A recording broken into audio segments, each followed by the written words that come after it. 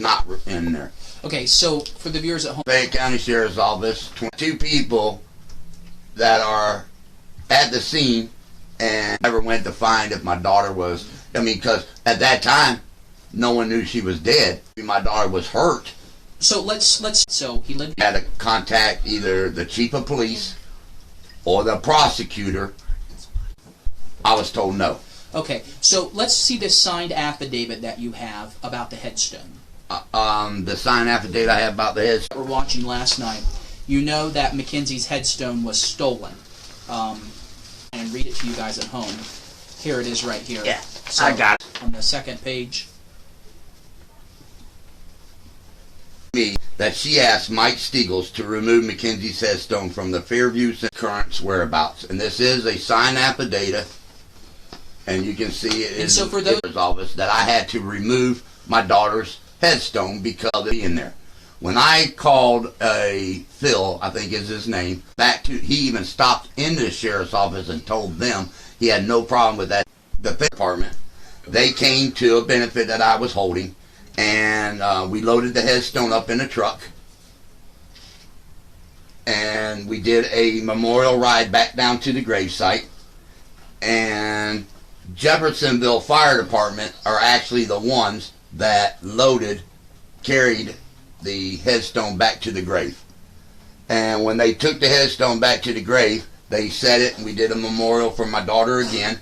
And then that was in August. On December, we went back down for Christmas to put flowers on her grave, and it was gone. It was gone. And it was stolen. And now you've got a signed affidavit by Mary's sister saying that she was told by Mary, Mackenzie's mother, that Mary notified now dead Mike Stiegel, who's a deputy of the sheriff's office, to remove the headstone. Yes. Okay. And the reason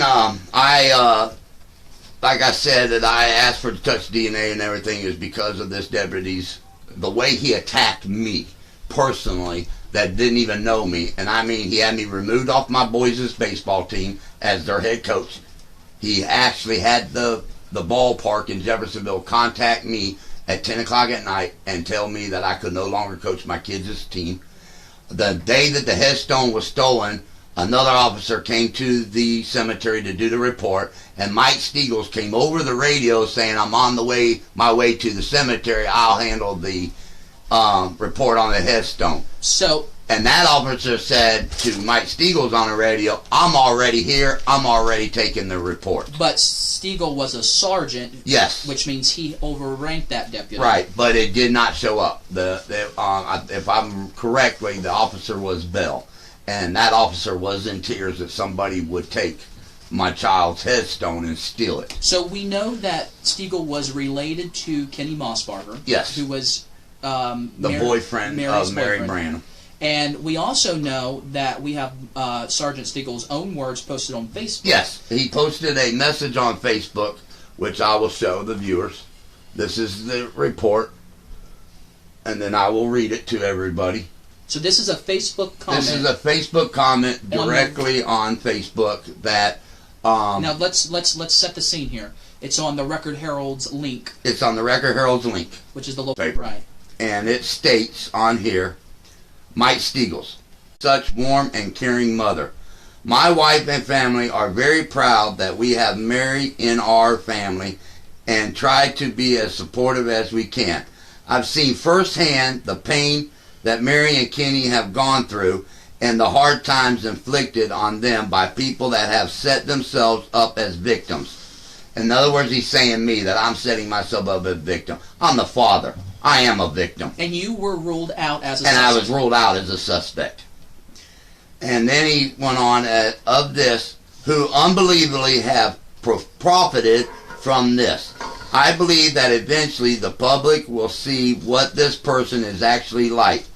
In other words, a deputy of a father whose child was raped, murdered, and set on fire, he puts me down.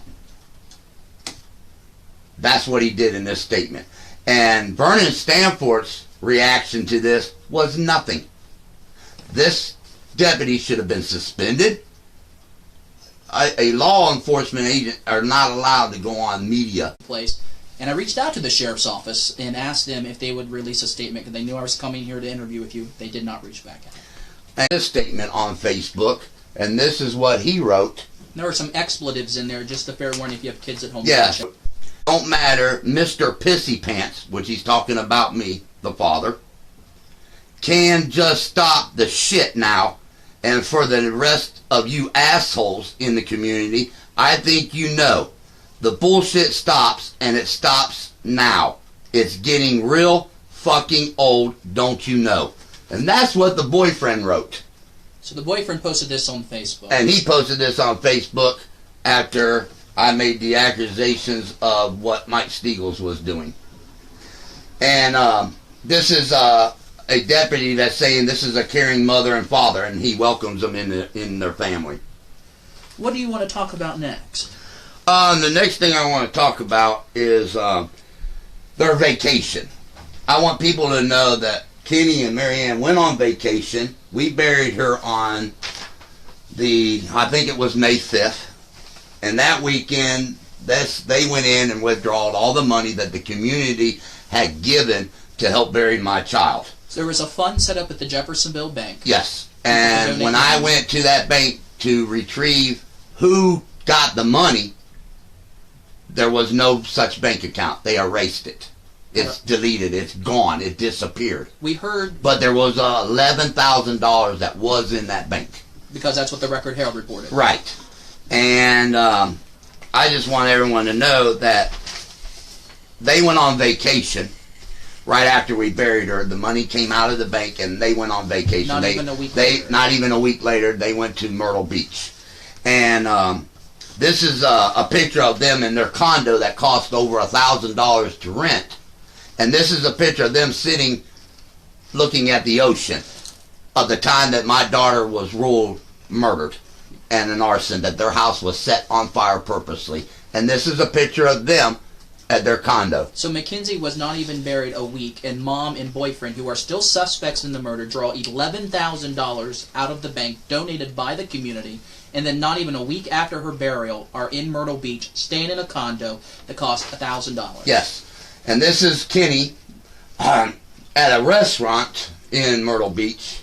And you can notice this is what he put on his Facebook page not even a week after my daughter's murder. And it says on the hat, it's some kind of restaurant where they put hats on your head, and it says, "I miss prison sex." So let's show the viewers over here. And I think that is not cute at all when my child was raped, murdered, and set afire. So we've got a man here who is still a suspect in the murder, rape, and arson, on vacation a week after your daughter's burial, who was at the house the night, and he's on vacation, and he has a hat on his head that says, "I miss prison sex," with a big smile on his face. Yes. And presumably his unofficial stepdaughter was just killed. Yes. Okay. Yes. And then the other thing I want to show is what I was trying to tell viewers last night.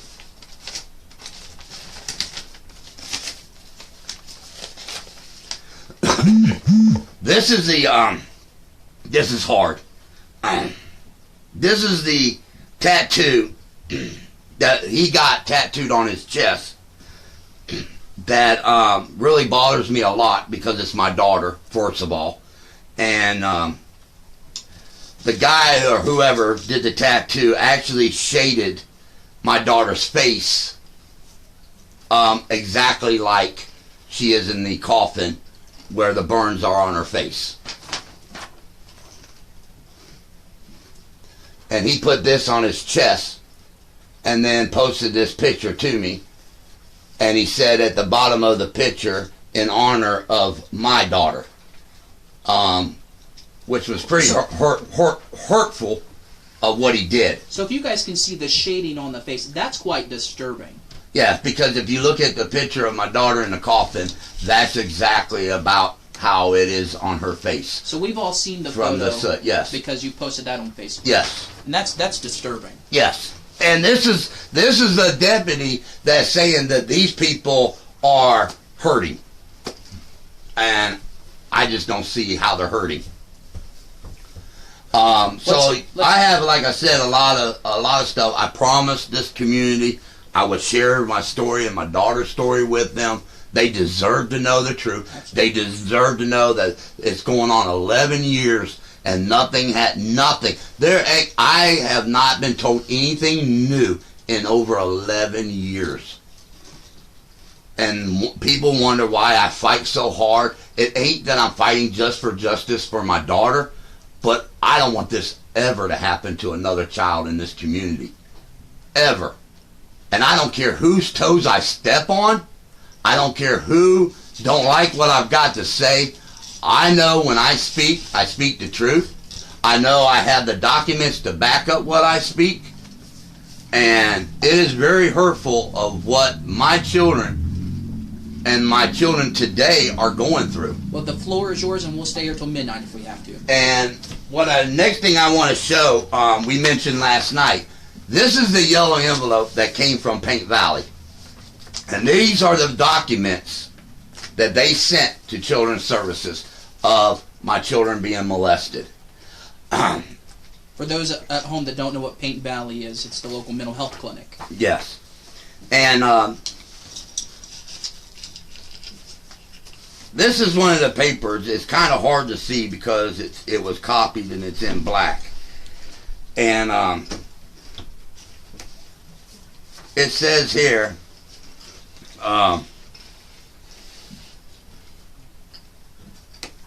this is my daughter talking, and she's the one that talked about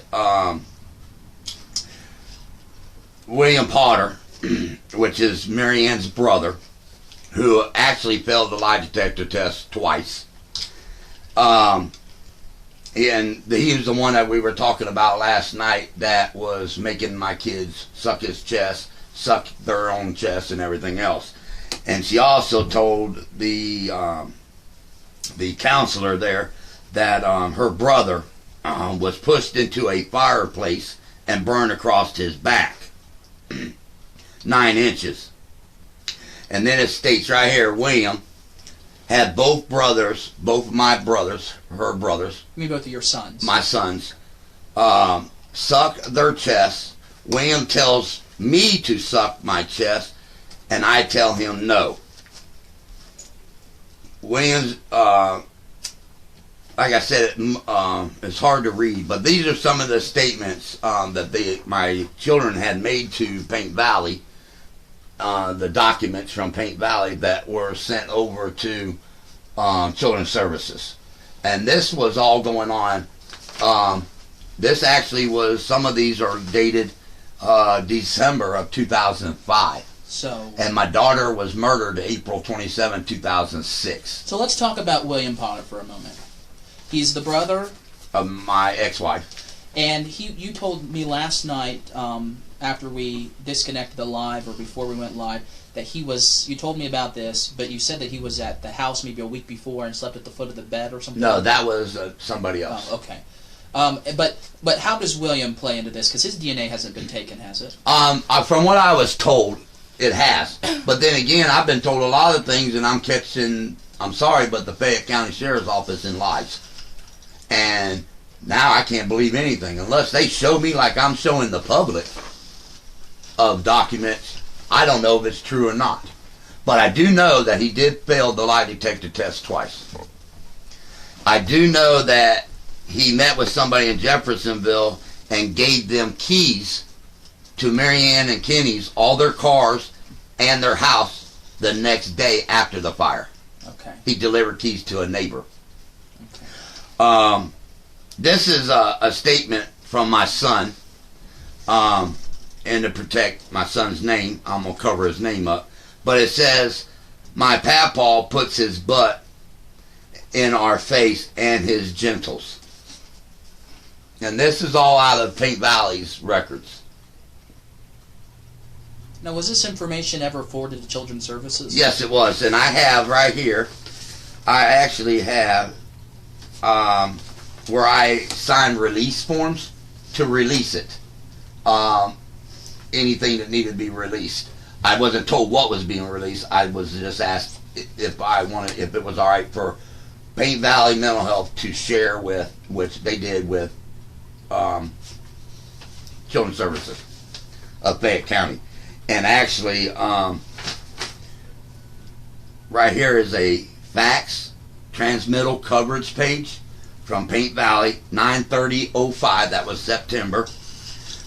Deliver this to Dusty Ruth, Company, Fayette County Children's Services, fax number, and the message. I spoke to the children of Donald Branham on Monday, 9/26. Mackenzie, the oldest child, told me that she is expected to give her mom, guy friend, kisses in order to get close. In other words, she had to tell this man, her boyfriend, that they loved him and they had to give him kisses or they weren't allowed to have any clothes. This is a man who was at home the night of the fire. Yes. And this occurs on so many visits with her mother. And right there's the documentation. Right there, Susan Wolf's signatures and stuff. Dusty Ruth is who it was sent to. It was faxed over. Here's another one. Notification client registration form. On here, dated. So what did Children's Services do or not do when they got this? They never investigated any of the allegations. They never investigated the grandfather. They never investigated the mother. They never investigated the uncle. Nothing. And you actually have an audio tape. Yes. Of Dusty Ruth admitting, as we're talking about it, he's admitting to all of what was being done. And his last words on the audio tape was, they should all have been fired. But was never fired.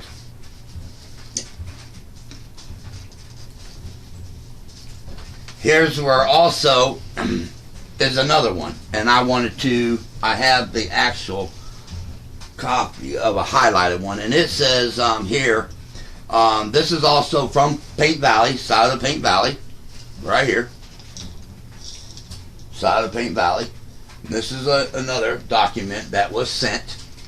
And the one that was sent was to Crystal Crisman Jones when she was in charge of victim witness. Client signed a release information. Client very concerned about children's situation. There are some investigations in process, especially the sexual abuse allegations of the daughter by grandfather Earl Potter. Client Donald Branham has been working with victim witness. His allegations, there are concurrence with reports made to me by children. I called CSB, which I don't know who that is. I guess that's Child Services. And I also faxed over to and all they put was one lady's name, Carolyn.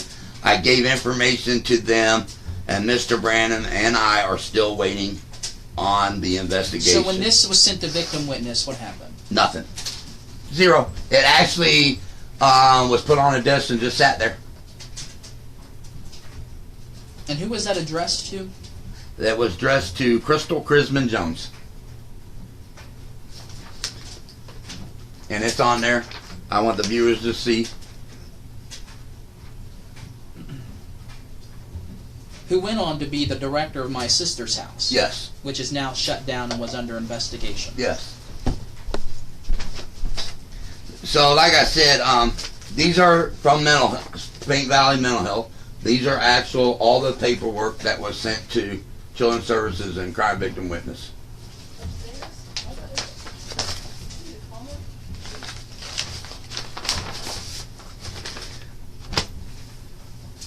What's next on your list? There's so much. Yeah, I know, and we're going to be here all night. There's so much. I would love the viewers to see. I mean, it's all over everywhere. This is another statement that was wrote from the Guardian Enlightenment in Montgomery County. What happened was Judge Hammonds sent everything to Montgomery County to let them. She, in other words, cleaned her hands of it and sent it to Montgomery County. That was for the divorce and for the custody of my children. So let's talk about, I want to tell everyone at home what a guardian ad litem is. It's an attorney that is appointed by the judge. For the children. To represent the children. To the best interest of the kids. Yes. And when the guardian ad litem wrote in one of her statements, Kenny kept agitating a dog, telling the dog to bite my son. Mary Ann brought the kids back early Saturday. She was supposed to have them until Sunday. That was her weekend visit. And she dropped the kids 2 blocks away from my house. And the kids walked to the father's house. Upon arriving at home, Mackenzie told my son to show his dad his stomach. On his chest, Harrison had suffered 5 dog bites and a 10.5 cut down his stomach. And I have those. I want viewers to see.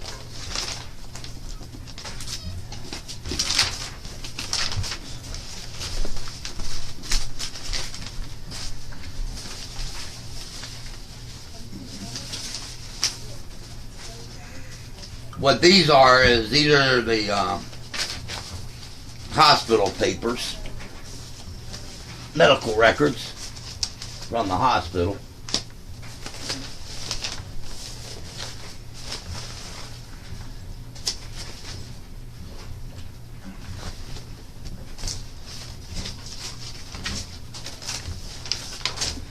So what? Please bear with me. I mean, I've got a lot of stuff here. Yeah, you've got 11 years of evidence here. Yeah. It certainly is a lot of stuff. And so what you're looking for right now are the hospital records. Yes. That show the abuse. Yes. The injuries to my son. And actually, this is the medical file. Right here. And this is everything that's happened to my children in the care of the mother. Oh, right there. I think you have it in your hand. No, that's the other injury. No, there's this more? is another injury to my other son. Oh, there's more than one. Yeah, and it's put in this too.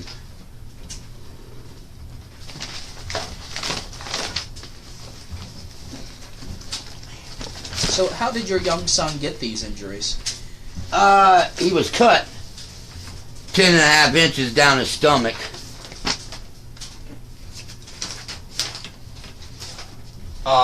From the boyfriend sicking a dog on my son, and as my son was trying to get away from the dog, he had climbed up in a pickup truck, and a metal pickup truck cut him all the way up his stomach.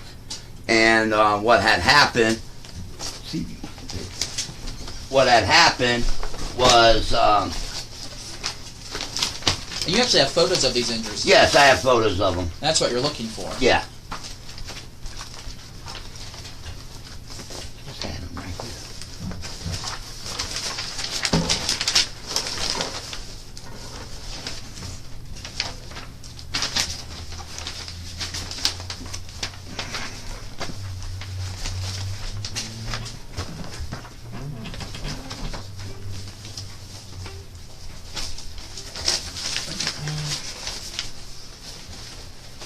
And so, what happened when this report was made?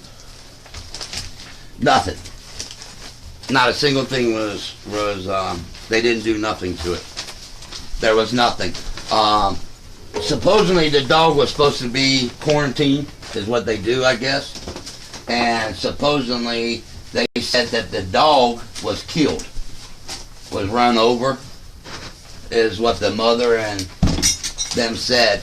But the dog that did this was not dead. When did it end up happening? As we find the pictures, I'll go to the next story. Like I said, I'm still reading the Guardian Lightman's report here.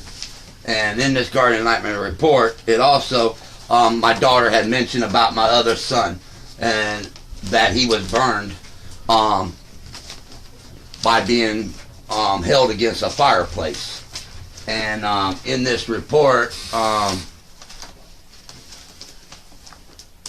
it also says it says Kenny frequently made statements like, I don't want kids. I don't like kids. I'll show these kids who is the boss.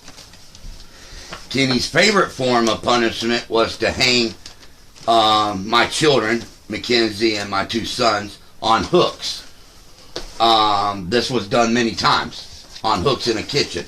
He would hang them on hooks, and the kids would cry and stuff and try to get all the hooks, and 2 of the children actually broke their belt loop and fell from the hooks down to the floor. Another favorite thing that Kenny liked to do, and this is from a guardian lineman in Montgomery County. This is an attorney. Was to lock them in small quarters for long periods of time. Mackenzie was locked in a small camper bathroom for the whole entire night for punishment and was not allowed to participate in Beggar's Night.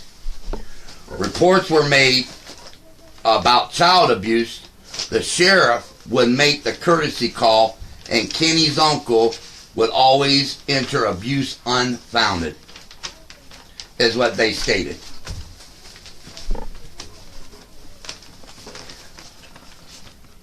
And like I said, it says here, William Potter is the person that shoved Douglas into a stove when he received a 9-inch burn across his back. The shove was to teach him a lesson. Why would he need to be taught a lesson? I have no idea. But this is a black and white drawing. They didn't take actual photo because he was burned. And what happened was, and it was very hard, was when I went and got him, when I got the phone call that he was burned, and I got him and I brought him home, took him to the hospital, they laid my son on a stretcher. And I listened to my son scream as they were taking a brush and pulling the skin off of him. And here's the picture of what the hospital had drew the injuries to my son. And this is a picture of my son, and then there's the 9-inch burn across his, it was actually right across the shoulder blades. Unbelievable. And this is, so my son was burned. I also have another report, medical report, and it states that where my son, my oldest son, he was 5 months old, and I was in bed asleep. The mother got up supposedly to give my son a bottle. Next thing I know, I hear my son screaming bloody murder. I get up, I run into the kitchen, and he is burned from head to toe. First and second degree burns. 5 months old. And she said that she was trying to warm a baby bottle up in a coffee pot. I've never heard that ever done, but that's what she stated.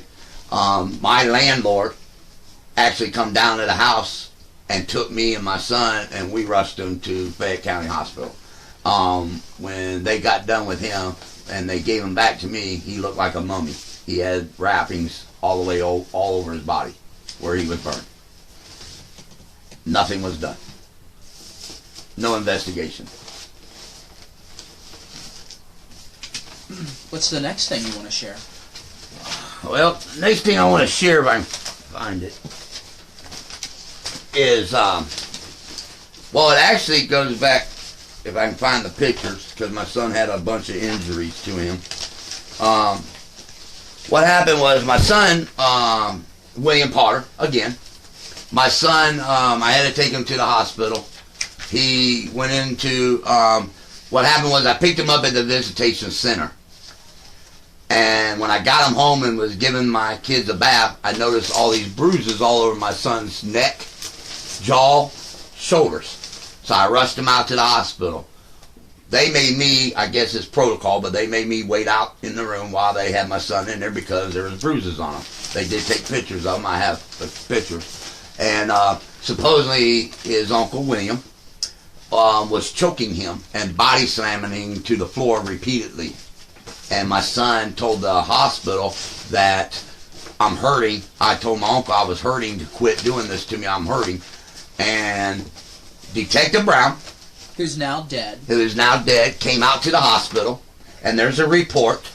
I can find it as I'm talking. And in his report, he stated that when he went out and talked to my son, because his daughter worked for Pickaway County Children's Services, and because she worked there and he was familiar with Children's Services, that he didn't believe that these were abuse.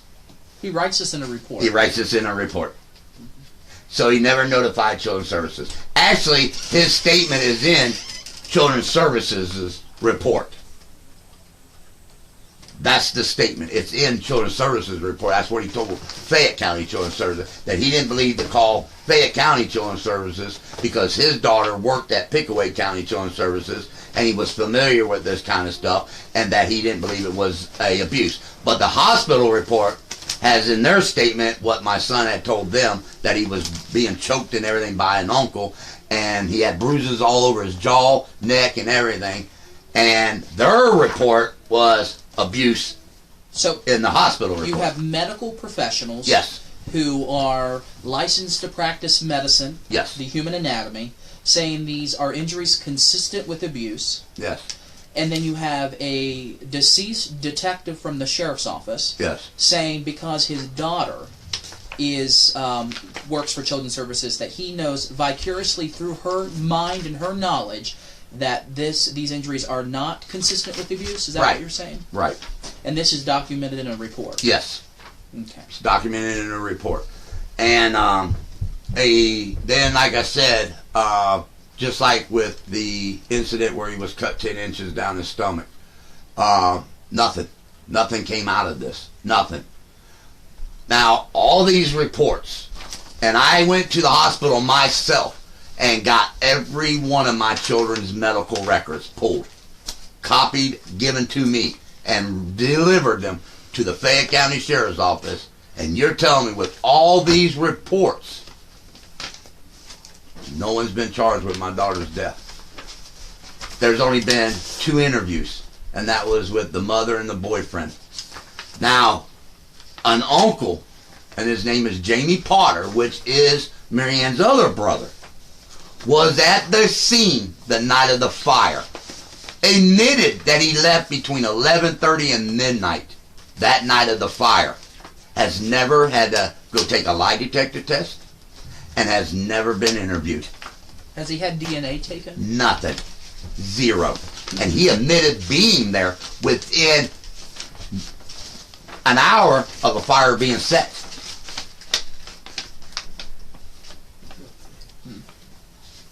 Ask her. She might know where it's at.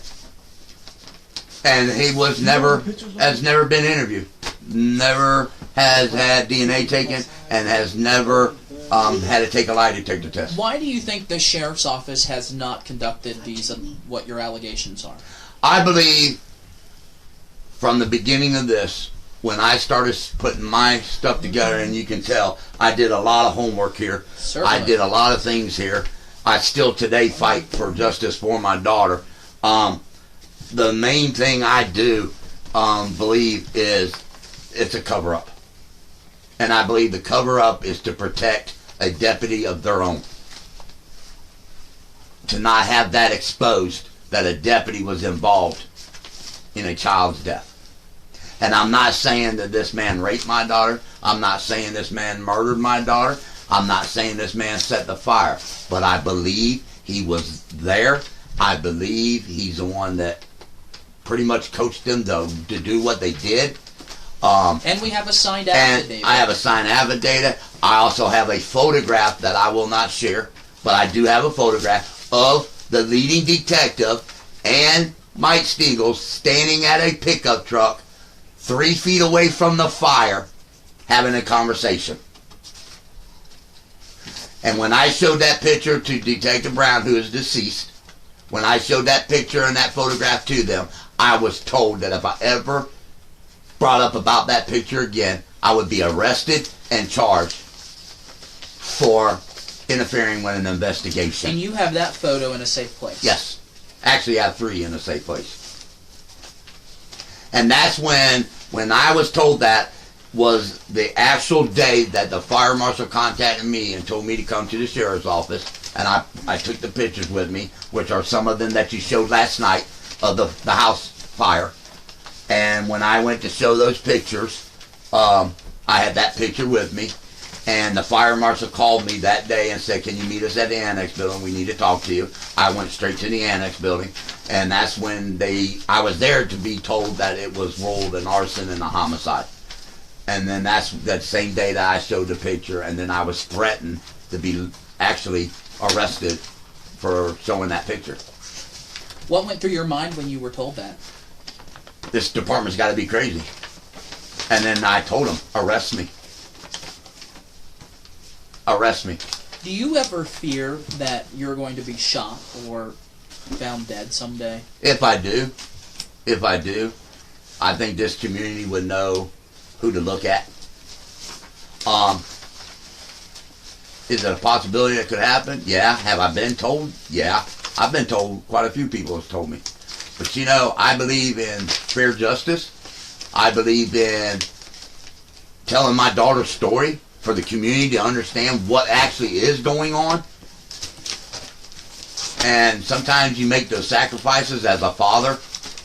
And if it costs me my life, at least the community will know the truth of what actually happened to my child. And it's easy for anybody to be a dad, but to be a father is a job. So people who were not watching last night, you asked the sheriff's office to do touch DNA. Touch DNA. And you wanted that touch DNA and DNA samples to be pulled from the deceased deputy who you were talking about, Mike Stiegel. Yes. What were you told? Where was his DNA? I was told that he was cremated and they couldn't pull DNA from him because he was cremated. Then I was told that's a lie. They can get DNA from cremation. Are you going to fight for that? Yes, I am. Why not? I mean, the whole story is why not. I believe, as a father, I gave my DNA. They asked me for my DNA. I walked into the sheriff's office the same day, less than 15 minutes. Detective Brown swabbed my mouth, took my DNA. So if I'm asking for DNA and you're denying people that I'm asking you to go and have DNA check, tells me there's a reason you don't want those persons checked. Anybody that has nothing to do with the crime or has nothing to do with what happened to my daughter that night would free willingly walk into that sheriff's office and do anything that sheriff's office asks them to do. But now the tables have turned and I'm asking for things to be done and it ain't been done. 5 months I've been waiting still on 2 suspects to have their DNA checked. I'm still waiting on them to find her clothes and have that taken care of, the touch DNA. Her clothes are still missing. Yeah, her clothes are still missing. They don't know where those clothes are. And like I said, it states right here in the autopsy report what she had on that night and that they put it in evidence. So the thing of it is... I drove by the sheriff's office tonight, Mr. Branham, and the captain was actually in on a Sunday night at 9:30, and I found that quite bizarre. Well, the captain is Andy Bivens. No, it's right. Ryan McFarland. Oh, okay. The chief deputy was in tonight as well on a Sunday night. I thought that was bizarre, corresponding with your interview that was shot live last night. So maybe they are trying to locate it. I hope they locate it. I believe that once they do a touch of DNA, they'll know who was in that room with my daughter. I believe they'll know who all touched my child. Like I said, if my child was dead before this fire, and that means that mother went in there, and that mother touched my child, that DNA would be on her nightgown. Kenny's DNA could be on her nightgown, or on her t-shirt, or, you know. But as far as DNA being on her panties, or somebody else's DNA, an uncle, a grandfather, a cousin, a babysitter, shouldn't be on there. A deputy sheriff. A deputy sheriff. Shouldn't be on that touch DNA. Should not come back at all. So if anything, it would help clear some Mike things. Stiegels. Yes. It would clear him. And like I told Vernon when he came to my house and we discussed some things, he asked me, did I believe that Mike Stiegels, was I telling people that Mike Stiegels murdered my daughter? No, I did not say that. But I believe Mike Stiegels was in that bedroom before that fire. And this same deputy, like I said, has attacked me so many times. Why would you attack me? I'm trying to find out what happened to my kid. Any parent would. Touch DNA was not quite it was around, but it wasn't as right. as prevalent as it is now, right. 11 years later. Right. And well, like I said, I got it off of watching another story, and that was 10 years ago. And that when that happened, and they got that DNA, was exactly when Touch DNA actually came in that they could do that. Was exactly the first year my daughter was killed. Which would so. And my daughter's been dead 11 years. So in 11 years, Touch DNA has gone 11 years more of what they could do with it. But now they cannot find the clothing. Right. As soon as you ask for this process to be done, they can't yes. locate the clothing to do it. Right. And when I talk to other departments that's involved in this, their exact words to me was, hey, I can go to my evidence room and pull everything about Mackenzie right out of that room. It's there. There's always copies of everything. It's there. We can go get it right now. You ask us for something, we could go pull it right now. Why ain't the sheriff's office that way? Yeah, I mean, you've got literally boxes sitting in your living room, evidence boxes. I have 11 and a half years of stuff, and I still have it. Except for stuff that where I gave it to certain agencies, and then when I got it back, certain things were missing. And one of the things that was missing out of my stuff, because like I said, 11 years I've read every single paper in this box a million times. I've even made folders up for each agency with stuff that I collected. So what was missing? One thing was missing was there was a report in South Dakota on Kenneth Mossberger where he literally beat a 2-year-old kid for peeing the bed. And that 2-year-old kid was not his kid. And he was in the back of the car, he was explaining to the cop, which the cop had in that report, what Kenny was saying. The state of South Dakota gave him a choice. He was either going to go to prison or to leave the state of South Dakota and never allowed to be in South Dakota again. He chose to leave South Dakota. Came back to Fayette County, and now he's involved in another. He's a suspect in another incident. Did your daughter ever wet the bed? Yes. My daughter actually had a medical problem, and it was hard to deal with. I had the same medical problem. That's why the statement Kenny made about Mr. Pissy Pants was my ex-wife told him about where I used to wet the bed when I was till 25 years old. It's a medical thing, and my daughter, so when it was happening with her, I understood. I understood her. I understood that this was a medical problem. I understood those things. But the boyfriend made my daughter, he would pull the mattress off on the floor. He would make my daughter sleep in her urine. He would put panties on her head that she peed in over her head and make her wear them on her head. And this was all turned over to Children's Services and never investigated. Do you have reports or something that's outlined that? No. No. I have, like I said, my 2 sons that are alive. They testified to They it. would testify to it, and they have. I used to have a little tape that came up missing where Mackenzie explained what was going on with her wetting the bed when she was at her mom's house. So my children, they went through a lot, and Children's Services never did anything about it. So I started investigating a little more. I got every report again from the hospital, a new set. I went to the sheriff's office, and every report from the hospital, I looked in those reports of the date. And then in that hospital report, it says at the back of it, we notified the Fayette County Sheriff's Office. So then I knew they notified them. So then what I did was I went to the Sheriff's Office and asked for those police reports on those same days those incidents happened to my children. My son being cut, my other son being... And then when I got those reports, I read the hospital report, I read the sheriff report. Both hospital and sheriff, both notified Children's Services of these incidents. What would you like to share next?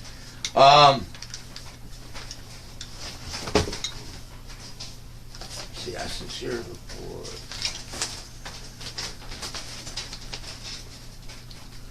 I was going to share the pictures of my daughter. I think some people have already seen them of her in the casket. But I wanted to tell the story about that. Dave Morrow, who is the funeral director of Morrow's Funeral Home, owner or whatever he does, asked me to come to the funeral home the day they had her in the casket. And while we were standing there, that's when my red flags had gone up. As we were standing there, Dave Morrow looked at me and he said, "Mr. Branham, I know what you want." And I said, "Yes, sir." And my ex-wife, Mary, looked at me and said, "What are you doing?" And I said, "We're going to open the casket. And so I can hold my baby." Was it a closed casket It funeral? was a closed casket funeral. So when I told her what we were doing, she looked at me and called me a sick mother effer. How could I do something like that? And she went out the door. And Dave Morrow looked at me and shook his head, because when your child dies, no matter what your child looks like, you want to hold them. You want that part of the closure. And I reached in and I rubbed my daughter's head, and I held her and I kissed all over her face and told her I loved her and that I'm gonna miss her and everything. And you know, you go back to mothers. You know, they carry a child for 9 months. They bond with that child, and you would think the mother would want that more than anything, is to hold the child one more time, because once they put them in the ground, you don't get that no more. You don't get to touch that child ever again. Right. And for her to call me a sick mother effer and go out the door, and she didn't see what Mackenzie looked like. Nobody knew what Mackenzie looked like, because she didn't go at the back of the ambulance when they put her in the ambulance. She didn't go to the hospital when they took her to the hospital. But she went on vacation a week later. She went on vacation a week later, but she didn't go to none of them. So she never knew what Mackenzie looked like. I didn't even know what Mackenzie looked like. But I wanted to hold my baby one more time, because I knew I wasn't ever going to get that day again. Ever again. And to me, when you look at a lot of crimes and stuff that's happened, you know, back in the old days, they would show suspects crime photos, because a lot of times that's when your conscious part of your brain kicks in, and you start to, because the worst thing anybody wants to see is what they did to that person. And the way Marianne acted on everything, even when I got the photographs of my daughter in the coffin, she wouldn't even meet with me and look at them. I don't know why. I looked at them. I still look at them. The difference is, that's my last memory of my daughter, was what she looked like. Not normal and cleaned, and, you know, I saw that. Do I regret it? Never. That's my kid, man. You know, would I want Mackenzie to be alive and burned and be alive? Yeah. I would. If she'd have just burned and still was alive, that would have been everything to me in my world. I wish I could, you know, hold her, hug her, kiss her. I don't get those opportunities no more.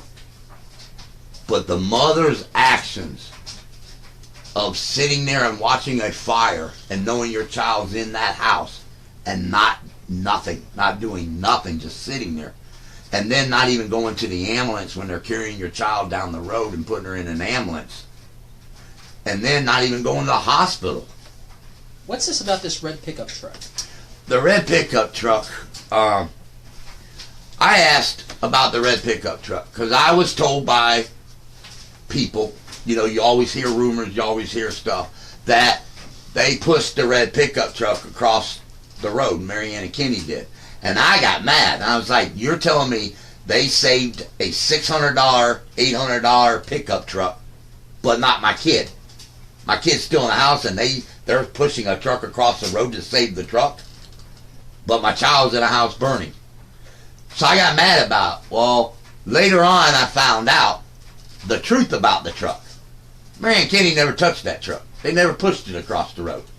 Jeffersonville firemen pushed it across the road. When the fire truck arrived to the scene of the house, that red pickup truck was sitting in the middle of the road with both doors open.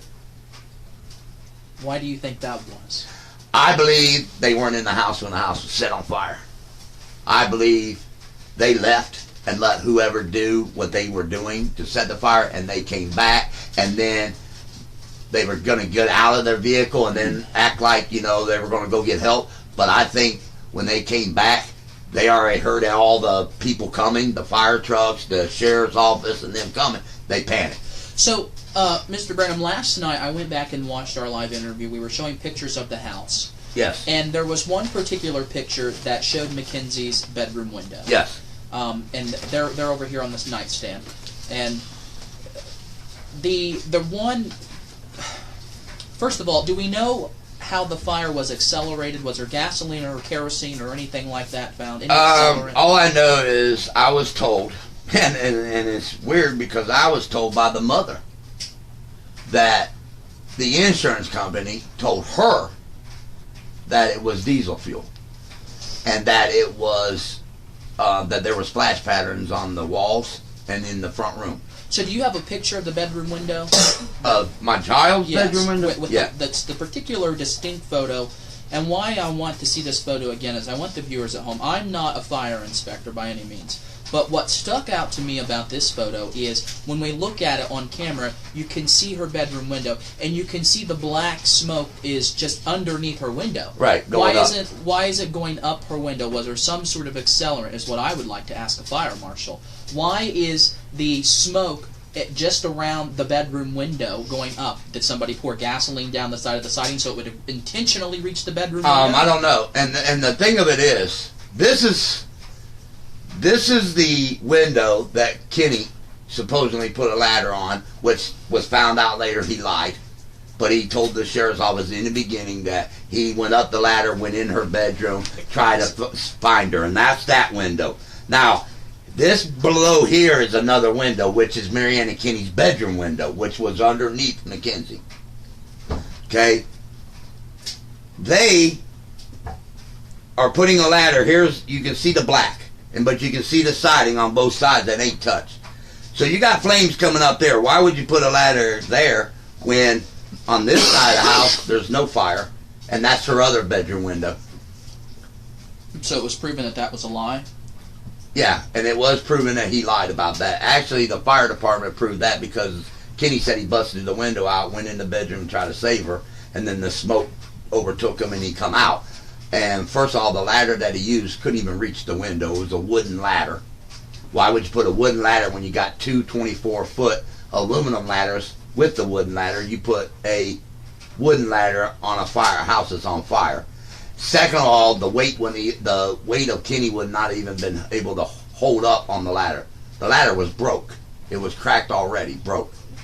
So when all that was thrown in his face of what they had to prove that ladder was not used, and he didn't.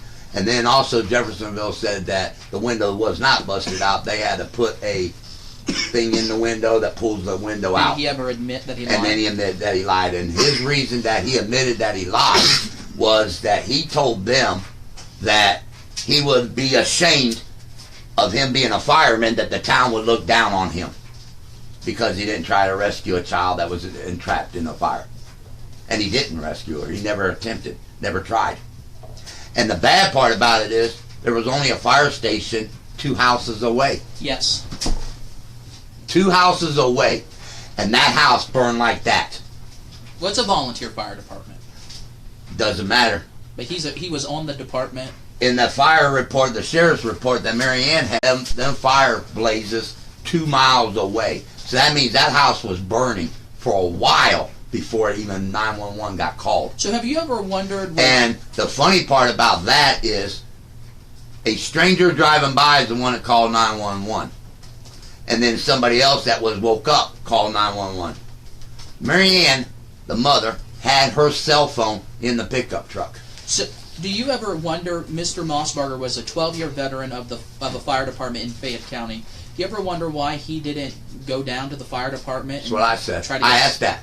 I asked why he didn't, even if he'd went there and it was locked and he broke out a window, I don't think he would have been charged for breaking the window, but he could have went in there, got stuff that he needed, and went back down to where my daughter was. Plus, on top of that, that was a brand new fire station just built.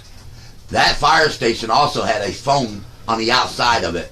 Why are you running around wasting 25 minutes supposedly knocking on doors to try to wake somebody up when there's a fire station 2 houses away that has a 911 phone to pick up?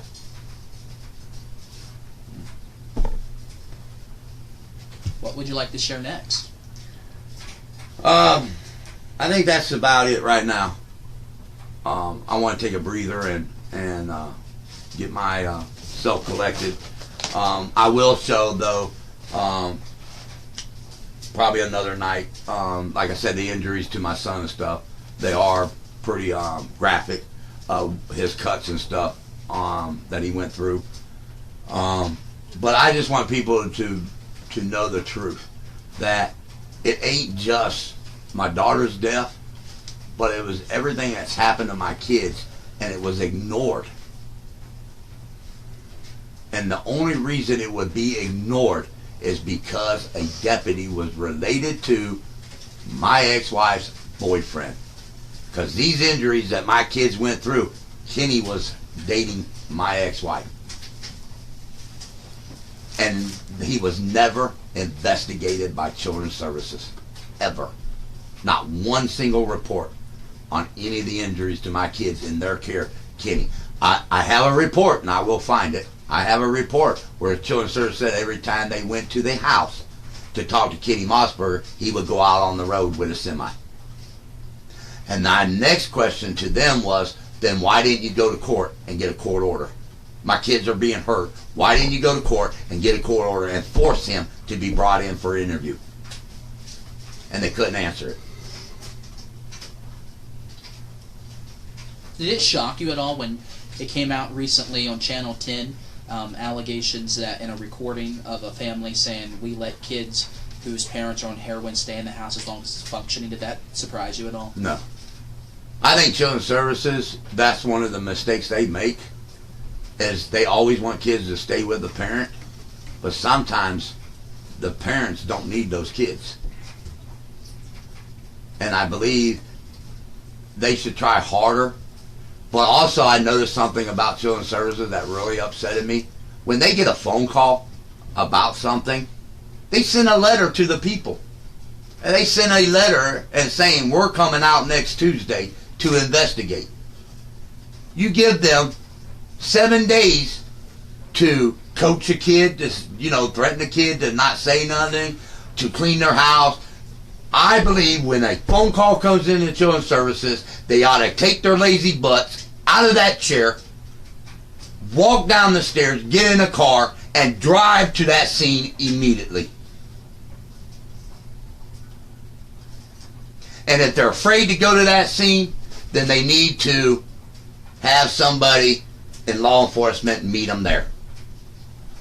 But by sending a letter and warning people we're coming to visit you, I think it's the dumbest, retarded thing I've ever seen in my life. And a lot of kids still suffer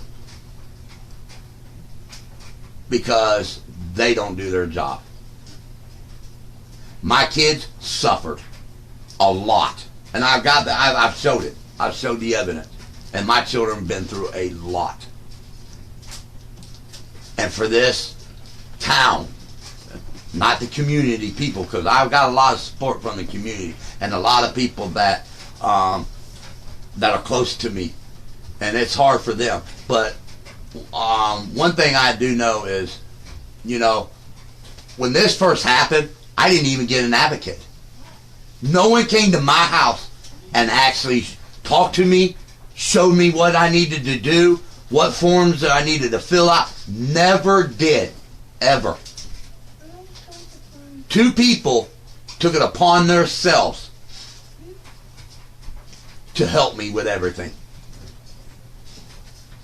2 individual people that are advocates or were advocates actually stepped into my life and helped me without somebody telling them, hey, this, you know, this is a victim, you need to go. And never.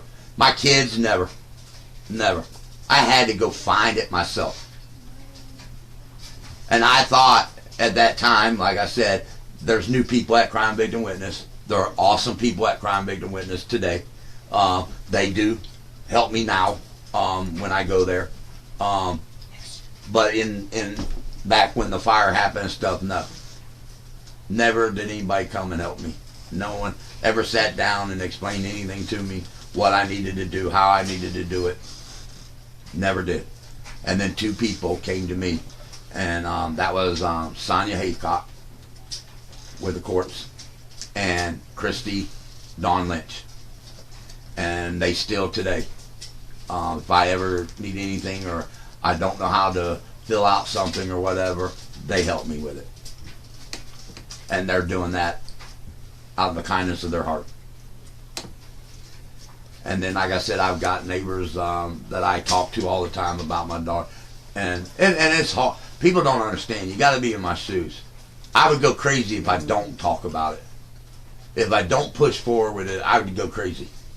Because I know something horrible had happened to my child. My kid went that night hoping to get up and go to school the next morning, and it didn't happen. Instead, she was raped, murdered. Instead, she was raped, murdered, and house set on fire. That's what I believe. And the evidence is starting to point that way. But I believe this community deserves to know that. Why hide DNA? I don't understand that. Why are you hiding it? Why are you hiding it? Why are you not going out and getting people and bringing them in for DNA? You've had DNA for 11 years. 11 years. And you've only tested maybe 12 people. That's it. You and your wife were exonerated and no longer suspects? Yes. We were actually brought out for another interview. ATF and a fire marshal, another fire marshal, interviewed me. But I have been through, here's the thing, I've been through 7 interviews. 7. Every person that's come into this case, I've sat down and had an interview with them people. 7. My wife's ex-wife has had 2.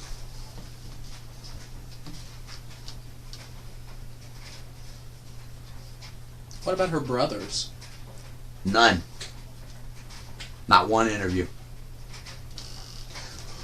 The night that they brought him in for questioning, their interview was only 2 hours long. And that's when I knew that Mary Ann had a phone. Because back then, we had a thing called two-way, where you two-wayed somebody. And the only way you could, if you lost a phone and got a new one, you'd have to know that code. You know, and back then it was numbers and a star, number, star, numbers. So, I mean, that was hard to remember. She two-wayed me. And her exact words was, have you been brought in for an interview? And that was the first time I've lied. And I told her, yeah. And when I told her yes, she said, Kenny is still in there with them. I'm outside. They keep telling us our stories are not adding up, and they want to know where the gas cans are. That's what my ex-wife told me on the phone, on a two-way. I immediately called Vernon Stanford and told him, how does my ex-wife have a phone when everything burned up in the fire? And that's when I found out the phone was in the pickup truck that was sitting in the middle of the road with both doors open. But she did not make the 911 phone call. Who did?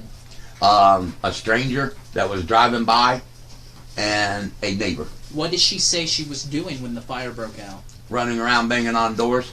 And she actually went to a house. And when she got to that house, a lady and her husband answered the door. And Mary did not even say, my daughter was in the house. My daughter's in the house and it's on fire. She asked for a pair of shoes. And the lady went and got her a pair of shoes, brought them to her, And then she got mad at the lady and said, these shoes don't fit. So the lady went and got another pair of shoes and gave them to her. At that time, Kenny was coming up in the yard, and he said, she ain't getting out of there. And then the family asked them, who ain't getting out of there? And that's when they found out that Mackenzie was still in the house. And her husband ran around and got a ladder, and he was headed down to the fire, and Kenny stopped them and told them that they couldn't go down there near the fire. And another family across the road did the same thing. They tried to take a ladder and go down there to get my daughter, and they were stopped by Kenny.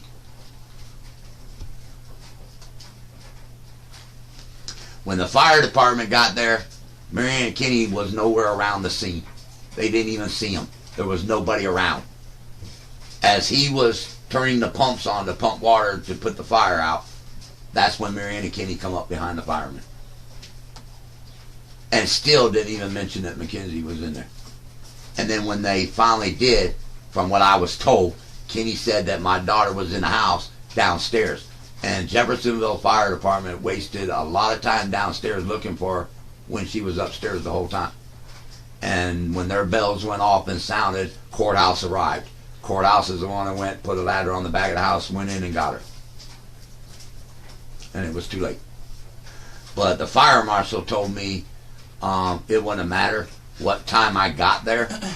It wouldn't matter. And when somebody tells me it wouldn't matter what time I'd have got there, if I'd have went to the fire and tried to save my kid, because that's one thing that does bother me, is I didn't get that called that I could have, because I'd have died with my baby.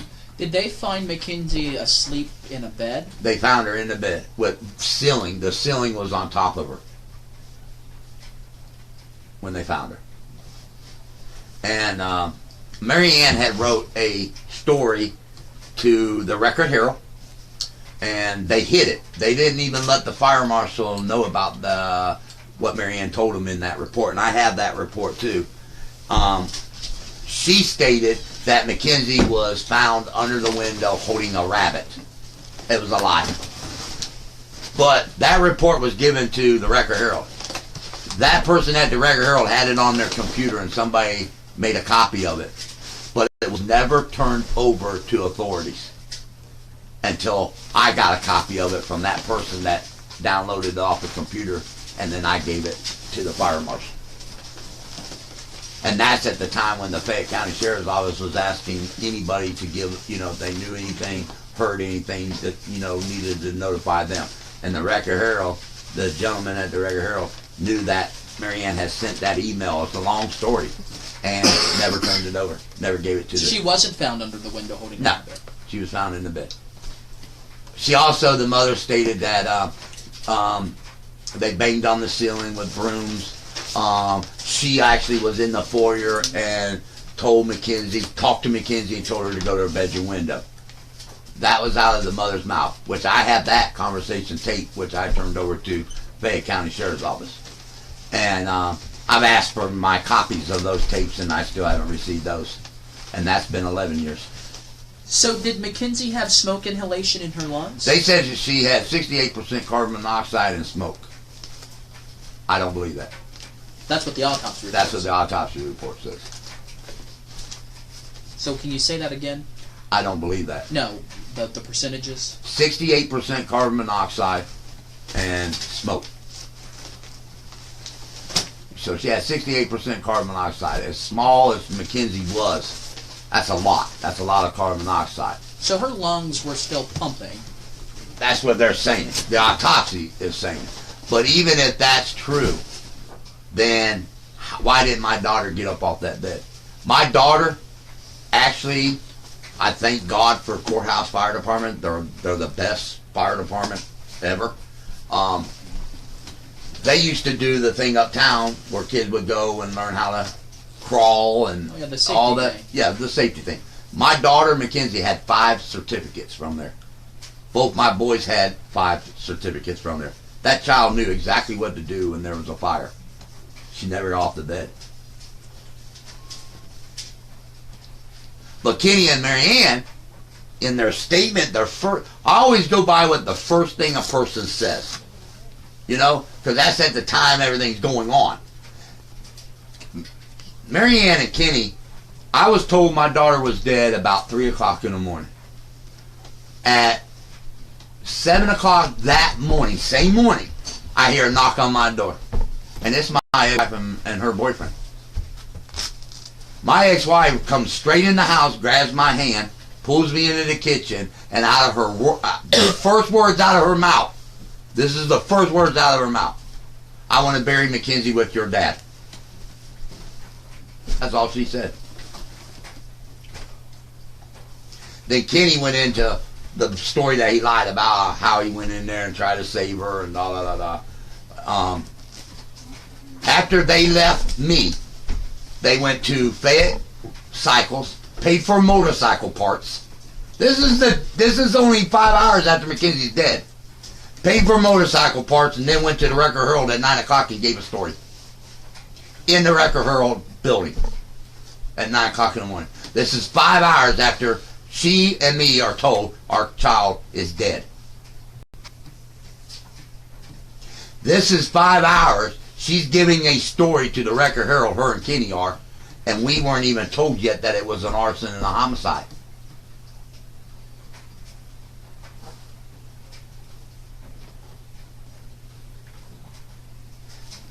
I, myself, in my mind, I should have been the one going to Jeffersonville looking for an ex-wife out of her mind.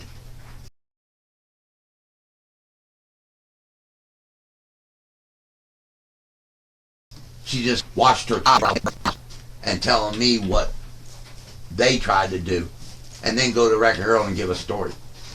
And then why? She went on vacation? And then went on vacation. But why would you come within 5 hours? She didn't know what kind of state of mind I'm in. I was just told my kid's dead. I'm still in thinking, this is all bullcrap. My daughter's going to walk down that sidewalk. You're nuts. My kid didn't die. And I got my ex-wife and her boyfriend within 5 hours of that fire telling me what they tried to do. Explaining it. I should have been looking for her and her out of her mind. And the other thing that caught me too was Mary Ann's family was there when my daughter was born. They were there watching my daughter grow up until 8 years old. The night of the fire, Mary Ann didn't even go to her own family's house. Which lived around the corner. Which lived right down the street, 7 houses down from the fire. Instead, she went to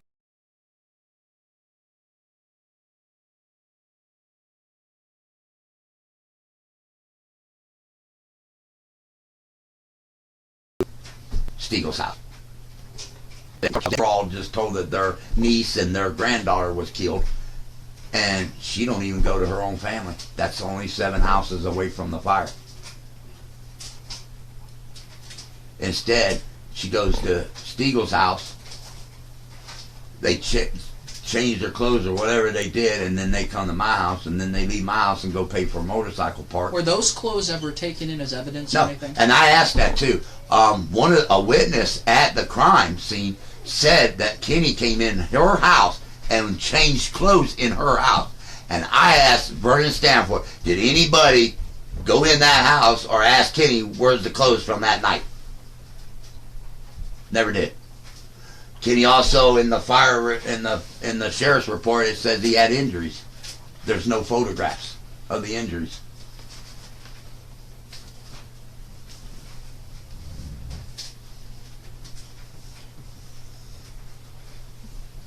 So, the thing that I believe is what I've always said. Which is the Fayette County Sheriff's Office is covering this case up. Because? Because they have not moved forward, they're moving backwards. Why? Because I believe they're protecting a deputy that I am accusing being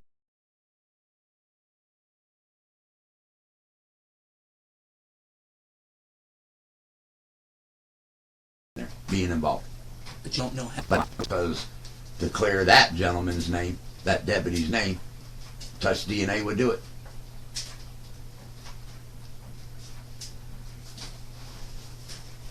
But now the clothes are missing. But now the clothes are missing. Why are they missing? I have no clue. The nightgown, the socks, and the underwear are missing. Yes. And I didn't find out that they were missing until after I asked for touch DNA. And where did they tell you they were at? They should have been in the evidence. Well, I'm not asking where they should have been. What did the sheriff tell you? They didn't know where they were. That's exactly how it was said. They didn't know where they were. The evidence. So it's important to know I had a conversation in an unrelated matter with the sheriff's office and the prosecutor, and supposedly I was told that only two people, the captain and the detective, have access to the evidence room. Because if you recall, there was some drugs that came up missing several years ago from a deputy, and they changed procedures and put all these protocols in place. And only two people supposedly had access to the locker and evidence room. Well, BCI, when I talked to BCI, when they came in and got the case too from Fayette County Sheriff's Office, and they got their involvement in it, the detective that was working Mackenzie's case from BCI, which is the FBI, who also works for the State's Attorney General's office, and I noticed last night a lot of people are saying go to the FBI, go to the State's Attorney. It ain't no good, because they had the case for 2 years. They were supposed to put a folder together, and that folder was supposed to be on the prosecutor's desk, on the fire marshal's desk, and on the Fayette County Sheriff's Office desk. When that detective talked to me, her exact words was, every time I talk to the Fayette County Sheriff, I say, hey, I've got A and B, and I've got D and E, where's C? And his exact words was the same thing. I don't know. Why doesn't he know? So the detective at BCI even said there was a lot of stuff missing. I don't know what even else is missing from the case, but there was stuff missing. So do you hope by going live on Facebook last night and tonight that you're going to get a call tomorrow that they've located the clothes? Yeah, but I doubt it. I think those clothes will never appear. But they did have them. And I'm hoping, the only way, I'm not dumb. I'm a father thinking about a child being murdered. I have all the time in the world. I know other agencies don't. They've got other crimes that come in. There's other things that they work on and stuff. I have all the time in the world. So I think about this constantly. And I know when they took my child's clothes off of her the night at the autopsy place, the coroner's office, they took photographs of those clothes. They took photographs of my child. They took photographs of those clothes being put into evidence. So I don't want them coming to me and saying, oh, we found a pair of socks and panties and a shirt. You're going to have to show me a photograph now that shows me that those are the exact clothes that was on my child. Because this touch DNA process would show who touched her clothes. Yes. It would show who touched her that night. And more importantly... Well, the time that she put her panties on and her nightgown on and her t-shirt on, whichever one she had. From that time until she went to the coroner's office, it would show anybody that touched her. I think more importantly, it would probably show who didn't touch her. Right. Which would clear people. And then that's exactly what happened with the John Benet Ramsey case. Was it showed that the parents and the brother did not touch the sister and their daughter, because that touch DNA matched the semen DNA from Ramsey. And that's what I wanted done. The same thing. And the only thing it would be doing is clearing the people that didn't touch her in that room. If your DNA don't match the touch DNA, you surely wasn't in the bedroom.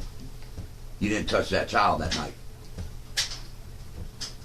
But somebody did. A male did. Anything else? I mean, the biggest thing, like I said, I'm hurt over this. Absolutely. I'm disappointed in how this case was handled. Like I said, years ago, 5, 6, 7 years ago into this case, I kept telling them, you need to check this out, you need to do this, you need to do that. And I was always told to keep my mouth shut. I'm not shutting up no more. Just like the Headstone. Still under an investigation. Why? Why is it under investigation? You know who took the Headstone. You got a sworn affidavit. You know who took it. So why wasn't charges brought against those people that took the Headstone of my child? And a lot of people ask me too, why would they steal a Headstone? Why would they tattoo your daughter on their chest and make sure that you've seen the picture of it. And I told people why. Those two people were trying to do everything they could to make me say something or go after them so they could throw this investigation. And the only reason you would throw that investigation is to get it off of yourself. But who could be so cold-hearted? That's the part. You have to be a very cold-hearted person to steal a headstone from a child's grave, to tattoo a child on your chest that looks like her in the burn. You know what I'm saying? You have to be a cold-hearted person. And if you're that cold-hearted to do that after a child is murdered, then I believe you would be capable of being the one that hurt my child. I will get justice. I told people, my friends on my Facebook page, 2017, this is my year. This is my year, my daughter's year. This is it. I'm blasting everything. I'm calling John Walsh in the morning. So, this is her year. I'm tired. This is her year. We're not getting younger, we're getting older. But a case that I believe that should have been over 3 months, and like I said, first of all, you shouldn't have had a detective on a case that's never dealt with this kind of a case, first of all. Detective Brown has never handled a arson homicide case. So they should have brought somebody in that was familiar with this type of a case, and they never did. Never did. And he's dead now. I think if you're a sheriff, you're not really putting yourself down by giving it to somebody else to look at or calling for help for somebody to come in, because you're trying to solve this. And if you can't go nowhere with it, why would it bother you to give it to somebody else? It doesn't matter who solves it. It doesn't matter. It doesn't matter who's going to get the little certificate and the hero pin for it. That doesn't matter. This is about an 8-year-old child that was raped, murdered, and burned. That's what it's about. And if you can't go anywhere with it, then you give it to somebody that can look at it. There's nothing wrong with a second pair of eyes looking at something. There's cases solved all the time where people and detectives overlook something that somebody else finds. And the only reason that you're holding on to a case that ain't moving forward is to cover up a deputy. There ain't no other reason. And I'll say this 1,000 times. Prove me wrong. Prove that I'm the liar. Prove that I'm the one that's making the mistakes. Prove it. Because I'm ready. Everything I've got, I'm ready. I'm ready for any battle that they want to put at the table. Because that's the thing. When you come after me, everybody in this God's creation world gets to see every single thing. And there's a lot of unanswered questions. There's hundreds of pieces of paper that we haven't showed tonight. No, hundreds. It's 11 years worth. I say I probably got over 3,000 papers. It's 2 totes in a box, plus 4 cassette tapes, plus pictures. And like I said, I'm not the only one hurting over this. I get children that went to school with Mackenzie saying how much this affected them. And to me, it's wrong that you're not even allowing those people to have closure. You got kids that grew up with Mackenzie and it still affects them today. Still affects them. They come up to me and they're so proud of what I'm doing because I keep fighting for this. And, it ain't about money. It ain't about anything like that. You can't put a price on a child's head. You can't. My main goal here is to get the people charged that are involved in that child's death. And if it was somebody else's kid, I'd be doing the same thing. If that parent needed help. I'm tired of it. I'm tired of it. I'm tired. And no more you're going to lie to me in my face and say, we're working on it, we're working on it. Because you know what? If you're working on it, you would show me you're working on it. 5 months, and you still ain't brought people in. You still ain't done other things that you were promising to do. And that's the other thing. There's other things that's going to happen, but it ain't happened. It ain't happening. Why?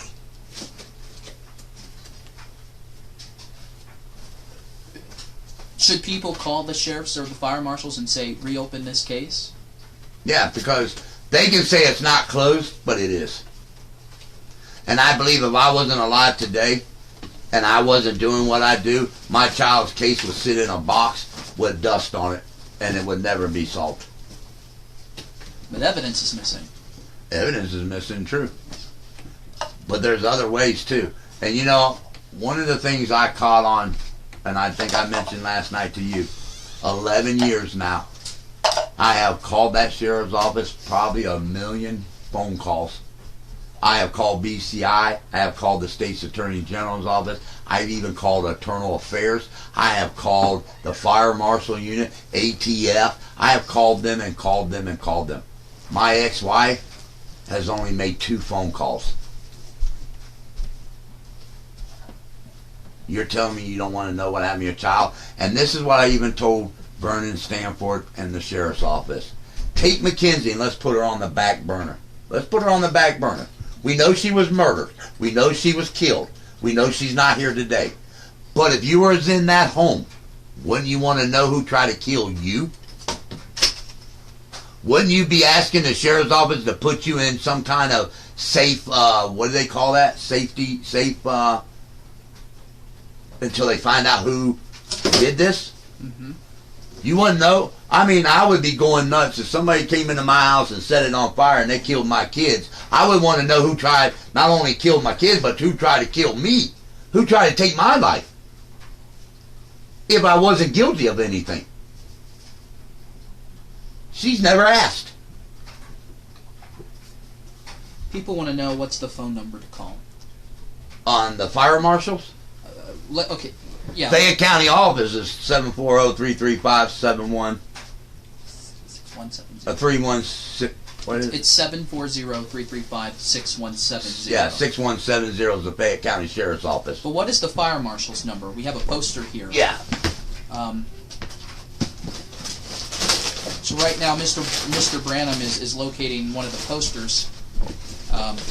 There's a poster that hangs inside the Fayette County Sheriff's Office that has a picture of his daughter and a $10,000 reward for any information that somebody might have, and it has numbers there for the State Fire Marshal's Office. You can Google the Ohio State Fire Marshal's Office's number, which is also listed here on this poster that you Okay, State Fire Marshal is 1-800-589-2728. And that is 1-800-589-2728. And that is the fire marshal. And the fire marshal that is actually working on the case too, his name is Ron Steeman. Ron Steeman at the Ohio State Fire Marshal's Office. Yes. Let's close this out with everyone seeing a picture of your daughter and how beautiful she was.